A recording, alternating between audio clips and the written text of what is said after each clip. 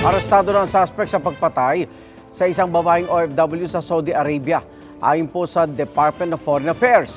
Pero wala pa ibinibigay na detalye sa pagkakilanlan ng suspect dahil patuloy pa ang investigasyon.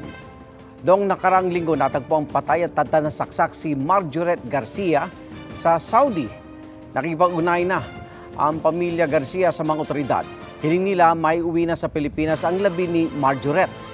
Nag-aay naman ng resolusyon sa Senado si Senadora Risa Hontiveros para imbestigahan ang pagkamatay ng OFW.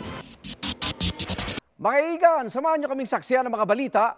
Mag-subscribe sa GMA Integrated News sa YouTube. Para sa mga kapuso abroad, samahan niyo kami sa GMA Pinoy TV at sa www.gmanews.tv.